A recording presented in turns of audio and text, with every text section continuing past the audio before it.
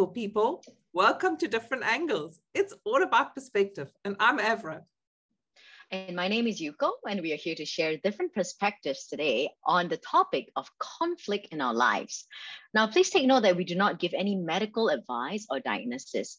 Our discussions are based purely on our own thoughts and our own point of views from our respective learning, our backgrounds, as well as our education. It's all about perspective. This can be looking at a situation in different ways. What circumstances would we find different perspectives useful in when we are resolving conflict? There are two sides to every story. How many times have we heard that? Utilizing an option and a space to look at a different perspective is always a very good way to start. So let's have a discussion about that. Let's bring it on right here. So I'm just going to raise a topic. How about that, Avra? I'm going to challenge you to tell me your idea and your opinion on this one topic that I have in mind. I've been really wondering whether or not certifications are essential for us in terms of personal growth and personal development. I think certifications are pretty crucial. What do you think? I think crucial is a very strong word because I think it's industry dependent. Depends what you're doing. For example, if you're looking for a doctor, you're not going to go to someone that hasn't got a medical certificate, who hasn't been to university and studied to be a doctor in that particular field.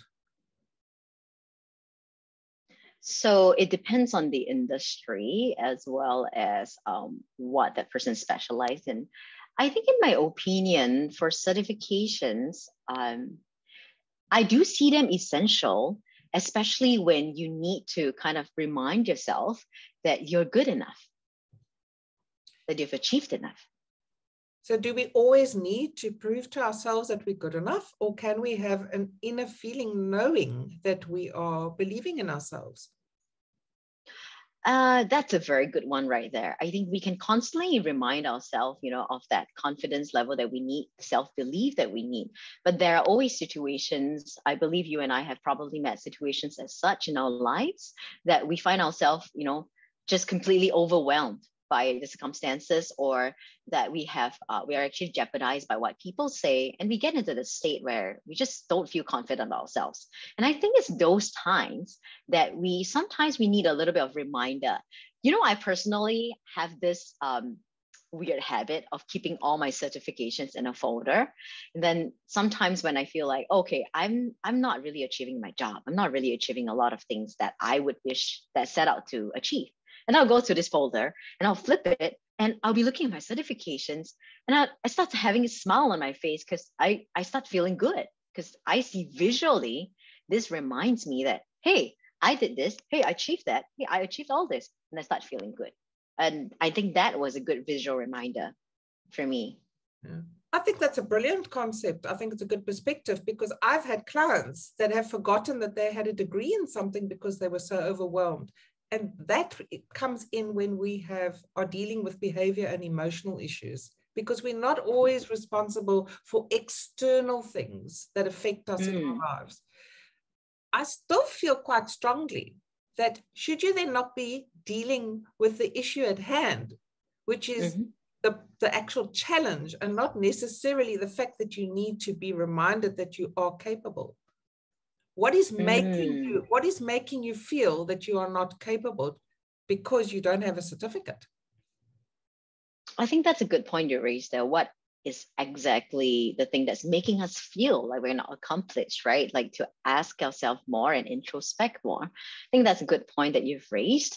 What is exactly making me feel not good enough when I face situations like that? It's, maybe sometimes certifications, it's a way of telling me that's an end goal that I'm setting. It's an incentive, a reward for me to work towards the end. And what I'm feeling in the process is that, hey, if I don't get this, if I don't achieve this, I'm not good enough. So I think that's probably when I need to question myself, am I putting my identity too much on that achievement, right? Yes, absolutely. And also from the point of view that, you're having this conflict within yourself. So you are just, am I on top? Am I on top? And it's going up and down on the scale. We need to find a moderation. We need to find a balance. You know, I can give you a very good example. There's some people that are the most incredible psychics. There are people that are incredible spiritual leaders. There are people that are very, very good at helping kids with disabilities who do not have certification. It's their given gift. So that is a good point. So if you've got a given gift and you're really, really good at something, you can believe in yourself and apply that gift to help others help themselves without certification. I see where you're coming from. And however, I do believe in the utility of at least having a certification as a form of reward. Might not be a crucial. I would probably rethink what I'm saying then. It might not be crucial, but it might be a good influencing factor. So would you agree with that? So can we say then that we come to agree that a certification would be beneficial, but it's not crucial? Yeah, I would actually accede to that too. I would agree with that, that it's a beneficial thing. It's actually a positive influencing factor, but it may not be so strictly defined as a crucial point of definition. Industry dependent, yeah. That's a good point. Thank you for raising up this perspective, though. I really appreciate that. Yeah, thanks for that. I really appreciated that too, because we were maybe not on the same wavelength there, but we came to a consensus of finding a happy space in the middle somewhere. And this is all about what conflict is about, is how you actually manage it. That's right. It's not always how you say it. It's the way you put it across. It's the perspective that you're having. And of course, it's a lot about appreciating the other person's perspective, as well as coming to a compromise that, we agree to disagree, that we have different viewpoints, but we also agree to accept each other's viewpoints. So back to the topic of conflict here today. I just want to raise a point, not just between us, Avra. Research has even shown that in our workplace context, many managers have found themselves really increasingly spending more time to resolve conflicts, whether it's between themselves, between them and their subordinates, or between themselves or their bosses. It's really common that we often find ourselves having different viewpoints, just like you and I had, or a different take on a situation in comparison to the people around us. It could be our families, our loved ones, our colleagues. Perhaps it's due to our passions or the belief that we have, which brings about the clashing of our mindsets. Not sure about you, but personally, I have had times where I was really on loggerheads with my family and finding them even heated up in arguments with their own loved ones. So it's those kinds of times where I stand there and I see, okay, the two of you are arguing. Okay, the two of you are in conflict right now. And I don't know, what am I supposed to do right now? I'm completely unsure, right? So some people describe this conflict as a full contact sport. It's like rugby, you go head on, full head to toe. Some other people like me tend to avoid conflicts at all costs because we're just worried about what's going to happen if I approach it, or am I able to handle it? I don't know what's going to happen. So I don't know if I'm able to handle what comes from that. So to clearly dwell into the roots of a conflict, it all starts as a form of frustration. The more we don't do anything about it, the more the conflict festers and it escalates to the point where it ultimately reaches this breaking point and we, boom, explode, an outburst, isn't it? Absolutely. I think the challenge is in resolving the conflict and not how you're choosing to handle it. So what do you think creates conflict then, Avra? Because I mentioned that it comes from a form of frustration, right? Would you like to add on? I definitely think, there's quite a few points that cause conflict. I think ego is a huge one because it becomes all about yourself and the self when you're not looking at other people's points of view. Competitive tensions where we need to win and we always have to have complete control in order to win. I think it's also sometimes when you're just having a bad day and you're feeling grim and things are just not going right. So everything is going wrong. and you become combative and you want to fight with everybody. One of the biggest areas, which I find is really, really difficult, especially when you're feeling that you are wrong, is pride, shame, and embarrassment. It's so difficult to really say, I admit this, I do have shame, I do have pride, and I am embarrassed. And those areas cause a lot of conflict. Another area of conflict is jealousy and envy. Not being able to be satisfied or have gratitude with what you have, always wanting more.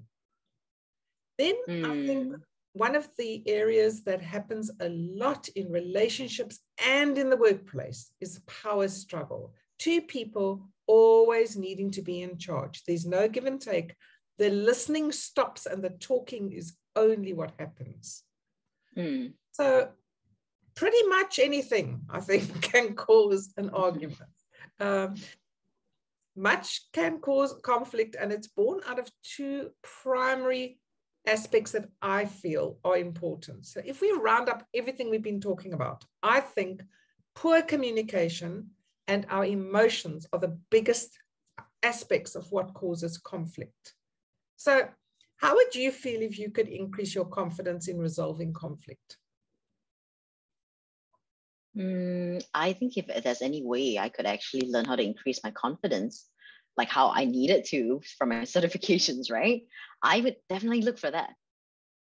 So if you could understand and recognize the nature of conflict and then be given tools to assist you in taking steps to resolve conflict before it started to affect you negatively, how would you feel if you were able to understand how to deal with diffusing conflict?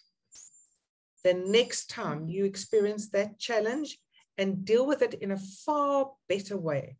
What if you were able to help others with conflict? That would really give me a lot of value add right there. I think so. I think we need tools. And remembering that in that particular situation of conflict, it's not always easy to know what to say. You get caught up in the heat of the moment. So my view is that ignoring conflict is probably the worst thing you can do. So that would be my first tip in conflict. Conflict in the dictionary, as you so enjoy, Yuko, is a definement as a clash of disagreement to be at odds with or a state of disharmony between incompatible ideas or interests. So it's putting your head in the sand approach. It's conflict typically results in the conflict escalation from just a minor frustration like you were talking about just now, where you just disagree with someone. And it's really a non-event. There's no big issue about it. And it becomes a monumental problem. The trick is to deal with this positively and proactively. So to deal with it positively and proactively, I think it takes a lot of communication skills, which is a big factor to how do you resolve a conflict. You know, all conflicts start with poor communication or a misused way of communication. It could be that you're trying to communicate, but you're not communicating the right way, right? And it usually comes from a lack of information, a misinformation, poor information, or sometimes even when there are no information that is present at hand. Well, it's because of this lack that we actually add in the information on our own perceptions to make the assumptions or to generalize in order to make sense of, the limited information that we have. I guess we could all relate to a time where we've done this before, right? Well, here's a graph to let you know a little bit more about the truth of communication. Let's take a look at this graph. Now, as you can see right here, the truth is communication is not just about words. 55% of communication is nonverbal. It's about body language, right? Your body movements, your face, your arms, and 38%, it's about your tonation. How do you sound? Are you regulating what you're saying? Are you using pauses so you can allow for silences? You can allow for somebody to revert? And only 7% actually comes from your words. So you got to really know that communications is not just about what you're saying, it's also about how you're saying, right? Well, I think this is a huge issue here. You know, so many people think that words are the most important part of our communication skills. And if you think about it, 55% of what you do with your face alone, rolling your eyes up in the sky when you don't agree with someone or feel it's tedious, or shouting instead of speaking, is another issue. That's 38% of your communication skills regarding conflict. What you actually say, yes, words hurt. You've got those sayings about, you know, you can't take back what you say. So if I'm going to be disrespectful to you and say something to you, I can offer an apology. Exactly. So there are some tools that we have to help people to resolve their conflicts, and some tips that you can consider to resolve a conflicting situations. Avra, I'm going to let you take the lead because you won. You helped me to see things from a different perspective earlier on. So please let us know what is the first tool to resolving a conflict. How about emotions? Emotions driving the agenda. This is huge. If you think back to a conflict situation you've been in, when your emotions were driving the agenda, how successful were you in resolving the conflict? If senior executives in business allow their emotions to take over, and this could head to an ill thought through communication, things being said that are not 100% accurate. So we end up with an exaggeration or a distorted version of what the real situation is. Have you ever witnessed someone that's really in a rage, that's angry, who says or does something that had they not been angry or emotional in that state, they may never typically have said so? I've witnessed that, and I've done it myself. And I've sometimes had to say, I'm sorry, I allowed my emotions to get the better of me. I'm sorry that I'm overindulging emotions in conflict situations. And that really leads to a successful outcome. Because one of the key issues is that generalization and distortion of a situation can impact the understanding and the comprehension of the conflict. So you have to make sure that your communication is really good. Because if you're distorting what someone else is saying, or you are making a generalization, that doesn't work. So the conflict can be fueled by a distortion from a mindset point of view. Okay, what were you always thinking all your life that meant something? Now you use that as part of your argument, not necessarily thinking of the thought that you had in your mind and your mindset was the actually correct thing to be saying at that particular time. Maybe it's just your point of view. It might not be relating to what you're actually having conflict about. So the conflict can be really fueled by distortion from a mindset point of view. Like, you always saying, I'm wrong. I'm wrong?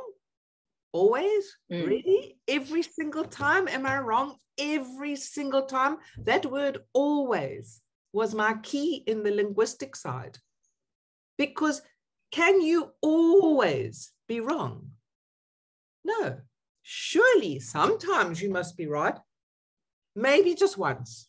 It's okay. It's not always. Even that one time that you might be right is not always. We have to be aware of the words that we use. So it's that single time that you get it right that takes away from always. So you can't tell someone they are always wrong if they've only been wrong twice. So you have a mindset now that that person is always wrong. And it's exactly the same with generalization. Everyone says so. Who the heck is everyone? That's a very good point right there. Everyone says this, you know. Who's everyone? Is everyone every single person you know? Is everyone in the world? Is everyone in your class? Is everyone in your office? Who is the word everyone? So not understanding all points of view, just what you've been led to believe, because these are issues too.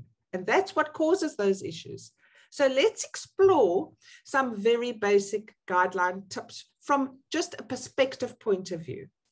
Different perspectives in order to reduce conflict and find more resourceful ways of understanding, communicate without resorting to any conflict. First and foremost, any conflict or disagreement on anything, deal with the problem at hand and not the person. I tell my clients this on a daily basis. Take on ownership and responsibility for your own actions and behavior. And this takes a lot of conscious awareness. You have to be aware of what you're not taking responsibility for. You have to be aware what you're not taking ownership for. So a very good key of 2 words to use is ownership and responsibility for your own self. If you are having conflict with somebody, make sure that you remind them about what their responsibilities are and what your responsibilities are, what their ownership is and what your ownership is. When we identify what our roles are in a conflict situation, for example, if you have someone that you have to keep reminding at work to do a process or a job that you've asked them to do and they are not doing it, are they taking ownership and responsibility for the work that they're supposed to be doing? In a personal situation, you've asked your child 6 times, please make your bed when you get up in the morning. Now they haven't done that. Are they taking ownership and responsibility for the duties that you made an agreement to do? So what happens when they don't do that? What happens when people don't do things that we ask them to do? We have to make sure that we have an agreement and a contract for them to do that before we can point fingers at them. That stops conflict. A thought makes for an idea. An idea makes for an emotion. And that emotion becomes a behavior, a mindset, or it can also become a habit. Wonderful. So much interlink right there. You know, your emotions that comes from your ideas and your ideas that comes from your thoughts and your thoughts that comes from a lack of expectations. That is mismatch right there. Wonderful. And of course, when your emotions are just, you know, completely all over this place itself, the next thing you might want to think about is rapport, right? Rapport is a basis of all communication and also equally important in terms of conflict resolution, because rapport is built from understanding and, you know, having that understanding that people like people who are like them. So we all like people that are slightly similar to us. You know, we have similar interests, we have similar things that we agree on, we see things the same way, we like the same things. We tend to like this kind of people, right? Because you get attracted to them. So if you get into this comfortable connection with people who are like you will increase your chances of finding a way forward to resolve conflicts with them. Because, you know, you're so similar to me. And if we see something different, why not we keep this rapport on if you break it or if I break it? Because we have been seeing things the same way. So if you're on the receiving end of an outburst from somebody that is similar to you, we propose that you match your tone, your speed, right? And not the angry content of what that person is saying. Sometimes, like what Avra, you mentioned, there are times where we get out of check. We don't know what we're saying. We overindulge in our emotions and we don't mean what we say. So we do need to take note of the physiology of the other person. You know, just watch them, watch what they're saying, watch how they sound, watch what they're really angry at. And while mirroring and matching it for a while, after that, you will be able to lead. Only then you can start to slow down your words. You know, you breathe, take a deep breath, and then introduce a calmer way of communicating. But first, watch them, match their tone, match their speed, not match their angry emotions. Correct. How awesome is that? And I think this is so important, Yuka, what you're talking about now. This is huge Because when someone starts screaming and shouting at you, all you're going to do is feel hurt, you're going to be retracted, or you're going to become reactive. Whether is it a response or whether is it a reaction, it's very different. Yeah. So maybe we should think of something else, which is what I call the outcome frame, another idea and a tip for resolving conflict. An outcome frame, as opposed to a blame frame of reference, also helps.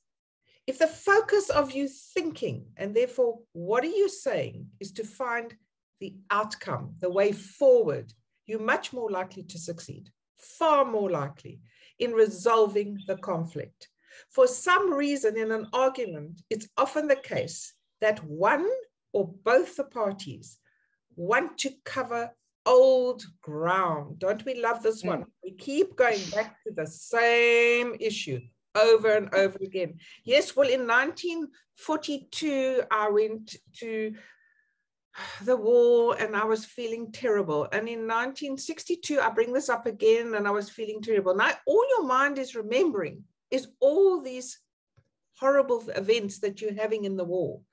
And unless you start clearing that, you will never be able to move forward and understand that that is in the past, that's over, it was terrible. We acknowledge our problems, we acknowledge our challenges and our emotions, and now we deal with them. You have to ask yourself, what for yourself is the purpose? Do you want to blame something? Is this really going to get you closer to the resolution of the outcome you desire? It's your fault.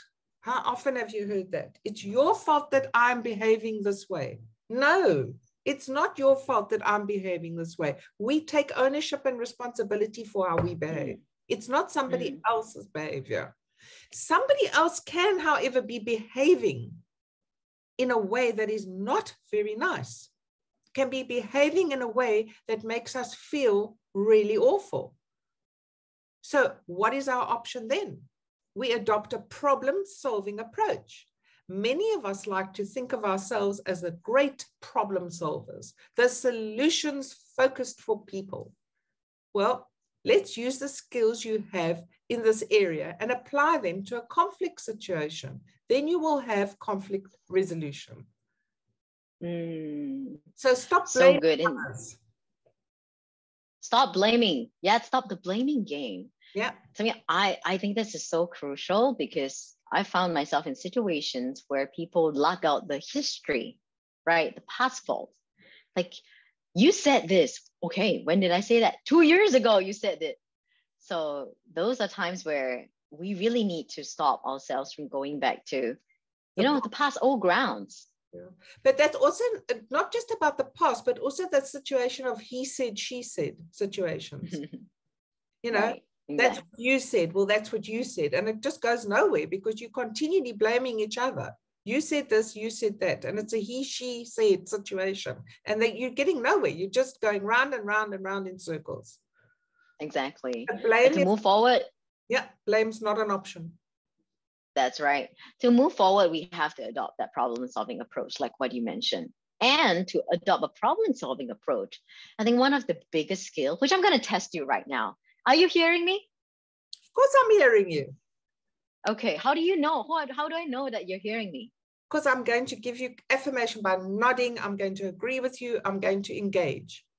Very good point. I think you have totally nailed the next point that we're going to talk about, which is active listening. And I think with so many noises, so many sounds going on in our world right now, we could be really honest, right? Many of us would admit that we can work on being a better listener. I've never been a very good listener since young. I've just been more wanting to listen to my own voice. But as I grew older, I realized that many times we tend to listen in order to be able to respond, often with our own emotions. And this causes us to actually miss critical information that the other person that we have in conflict with is sharing. Because we're totally listening to our own voices, our own emotions, how we're going to say things, and we're just listening more to ourselves. The human mind naturally distorts, it naturally generalizes and deletes information that we do not wish to hear. We're very selective on listening. But bear in mind that much conflict is actually born out of communication and emotions. So keeping your focus on listening and trying to actually understand or learn something from what the other person is speaking will help you a lot. That's the thing that, I always tell my friends, listen to what is not said. Listen to not what the other person is not sharing. That is the crucial thing. So here's a fun tip to improve your listening skills. When you listen to what the other person is saying, just like what Avra is doing, acknowledge it, nod it, because that's what they want to know, that you're hearing what they say. Then you start replying with a word that is the ending word of the sentence that the other person used. For example, if I say, Avra, have you seen Hilda? Avra, what are you going to reply? Oh, yes, I have seen Hilda. She's actually acknowledging what I'm saying because I specifically referred to Hilda. And Avra, you just told me, yeah, I've seen Hilda. So you're acknowledging that I'm asking you a question, you're replying, but you're replying specifically using a word that said Hilda, the name, right? You're not saying I've seen her.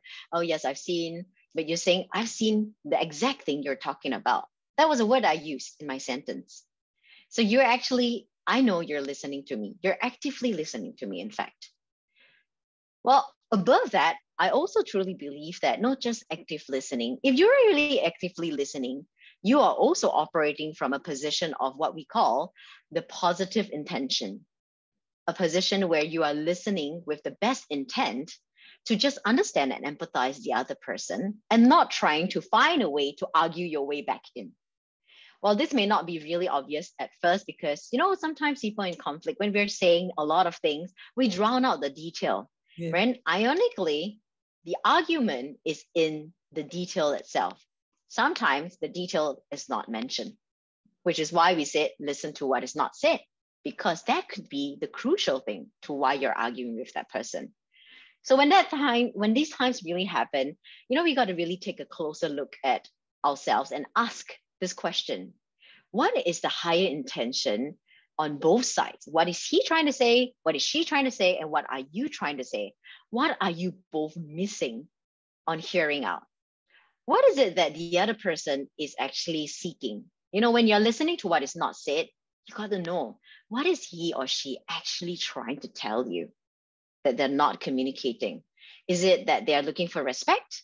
Is it that they yearn to be loved, but they don't know how to express it? Or they're expressing it in a wrong manner? Or is it a sense of security that the person is actually seeking for? Because once you know, then you'll be better positioned to, form a resolution to first acknowledge what they're needing and what they're not saying, to calm that emotions. And then you're able to operate and communicate out of a positive position and resolve the conflict on a better level.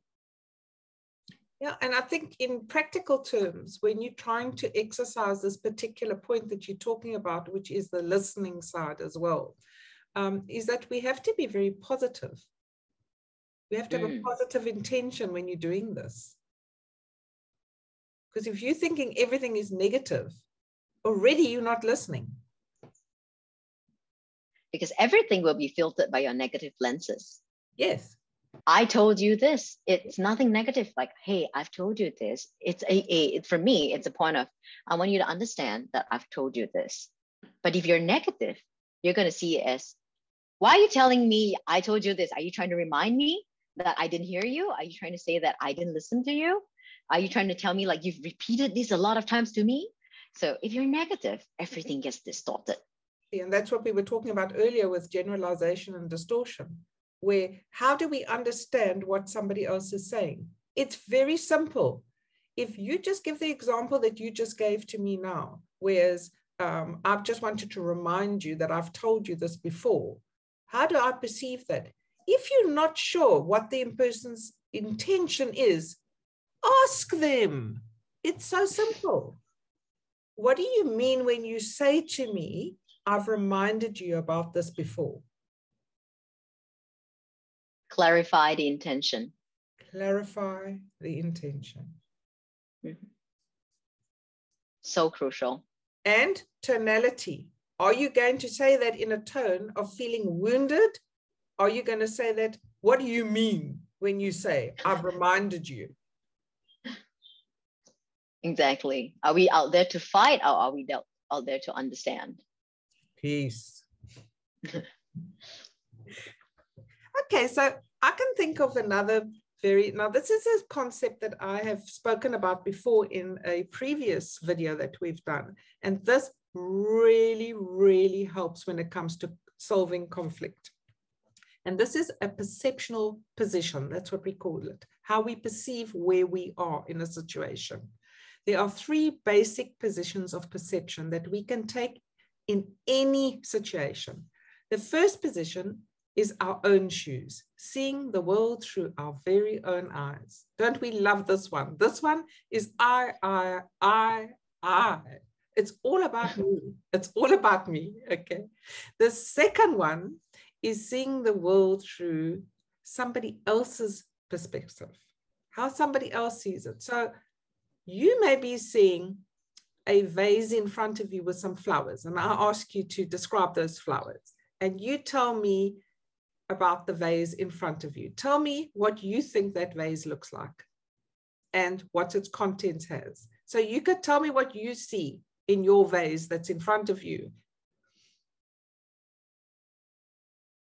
I would tell you that the vase is round, for example. Okay. Is that your description of the vase that you see in front of you? I would say this is what I think it is. I think it's round. What do you think? Okay, I would say, I think it is a round vase and it has beautiful red roses in it. And each rose has a beautiful petal. And the fragrance of the roses are beautiful. And there are vibrant green stems with lovely leaves coming out of the top. And the vase is half filled with water. Can you see how your vase and my vase are very different? Yeah, mine was just a plain simple vase, and yours was so elaborated and so taken into another artistic world. That's so different. This is a perspective, and this is the point I'm driving at when I utilize this particular option of conflict resolution for everybody. If I ask you about your round vase, give it color. If you give it color and you give it senses and you give it dimension, you allow for better communication. Now I know when you told me you bought a Lamborghini, what do I see? I see a yellow car. I see luxury. Exactly. So can you now see my example of how important it is to really understand the second person's point of view, the other person's point of view, the second perceptional position? Now we go to the third position. How about in all of this, we have a neutral observer. So you saw the vase as round. I saw the vase as beautiful flowers that were roses, that were red, that had leaves, that had beautiful, refreshing, green, vibrant leaves. Now I'm going to look down and I'm going to say, from a neutral observer, I see a vase. I haven't said it's round. It's just a vase. Okay. And I'm telling you there are flowers in the vase. So it's generic. And that sounds like there is less emotions involved in that. You're just telling me the facts of it.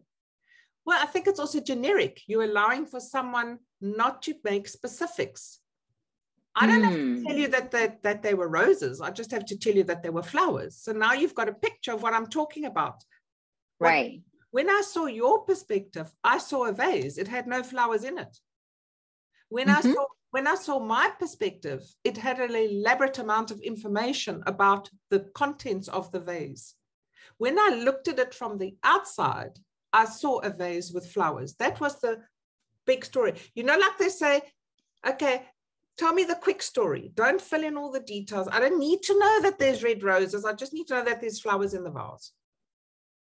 This happens in the workspace. This happens in the personal space. You know, these people like me who've extremely long-winded. So you don't want to hear all this information. You just want to know it's a freaking round vase with flowers in it. Yes. Spare me the details, you know? Yes. So your first position is when you're looking through your own eyes and you're processing it through your own map of the world, through your own values, your beliefs, your emotions, your own needs and feelings are at the center of all your thinking. So the first position is a direct experience of the situation. The second position is a position maybe even of empathy or sympathy. It means that you're standing in the other person's shoes and you're perceiving the world through their needs, their desires, their emotions, and perceptions, and watching the world and events taking their map of the world into account, not just yours. So you divorce your ideas completely and you're only looking at what the person is saying. So that is an experience and a situation, but from someone else's perspective. And the third perspective that we covered, as I explained in my example of the vase, is a neutral observer. It's a position of everybody noticing other people involved, but looking at all that's going on in front of you from a neutral point of view. So you don't add any detail, you just give facts without any emotional involvement and without being tangled in our own or other person's needs. So the third person you see and hear is yourself and others outside of you, as if you were on a stage in a theater and you were watching. The third person allows you a bit of distance. So it's to clarify, but also understand the relationship that is playing out between two different people. So you become your own mediator of what's happening around you. The third person position is useful when you want to take your emotions out of a situation and you want to shift and change experiences to get an objective view. It's also very useful for stepping back and getting insight in a situation. Give yourself time to think about it, seeing and hearing it from what you talked about just now, the bigger picture. It's almost like a detached situation or position in which you're experiencing the situation in an indirect way. You're only dealing with the challenges at hand, and it's not becoming personal. Some people are actually really good at considering the needs and concerns of others. For a self-centered person, stepping into someone else's shoes will be real, but very worthy challenge. It's going to be hard to try and step into someone else's shoes if you are always thinking that you are the right person in the center. When using perceptional positions, firstly get to talk about the conflict or problem from your own point of view. So you know now as the first position.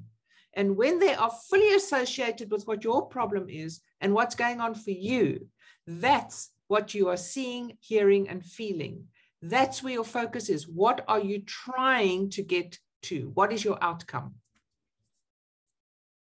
This is so amazing. This is actually a wonderful tool that, I think all of us could really learn to apply whenever we have conflict situations.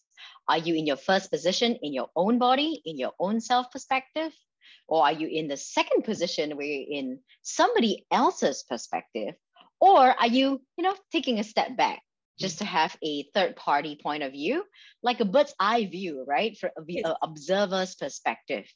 And that is when you're able to really talk things without being emotionally charged.